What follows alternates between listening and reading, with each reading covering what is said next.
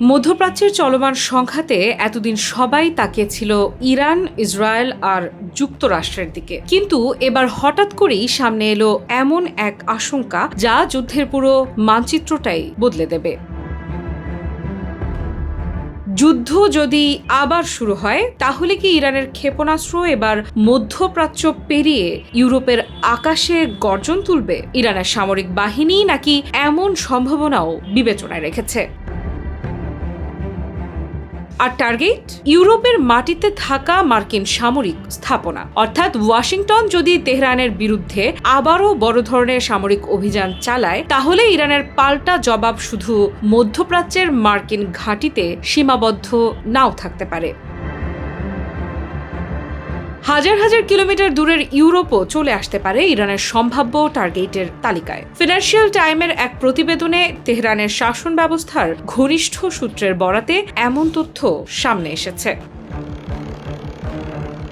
প্রতিবেদন অনুযায়ী ইরানের সামরিক বাহিনী দক্ষিণ পূর্ব ইউরোপের মার্কিন স্থাপনাগুলোতে হামলার সম্ভাবনা মূল্যায়ন করেছে। এর মধ্যে বিশেষভাবে উঠে এসেছে বুলগেরিয়ার বেজমার বিমান ঘাঁটির নাম। গত মাসে মার্কিন রিফুয়েলিং বিমান ব্যবহারের জন্য এই ঘাঁটির অনুমোদন পাওয়ার পর থেকেই এটি ইরানের নজরে এসেছে বলে প্রতিবেদনে দাবি করা হয়েছে।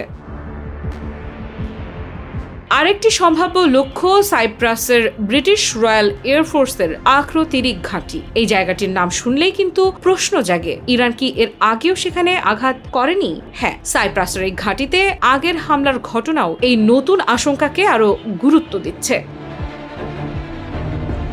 তবে এবার পরিস্থিতি আরো ভয়ঙ্কর হতে পারে, কারণ ইরানের সামরিক পরিকল্পনায় নাকি শুধু একটি দুটি ঘাঁটি নয়, দক্ষিণ ইউরোপের একাধিক মার্কিন সামরিক অবস্থান নিয়ে সম্ভাব্য হামলার হিসেব করা হয়েছে। আর এখানেই আসছে সবচেয়ে বড় প্রশ্ন, ইরান কিভাবে এত দূরের লক্ষ্যবস্তুতে আঘাত করবে?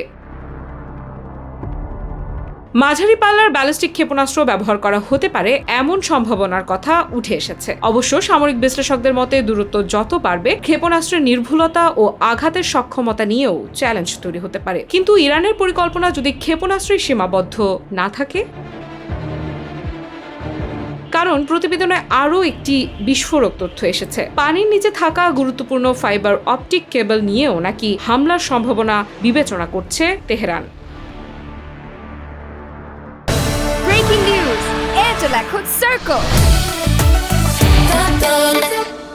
ইরানের ঘনিষ্ঠ একটি সূত্রের বক্তব্য অনুযায়ী যুক্তরাষ্ট্র যদি বাড়াবাড়ি করে, তাহলে আত্মরক্ষার ক্ষেত্রে তেহরান ভৌগোলিক সীমারেখা মানবে না, অর্থাৎ ইরানের জবাব কোথায় গিয়ে থামবে সেটি নির্ধারণ করবে না মধ্যপ্রাচ্যের মানচিত্র।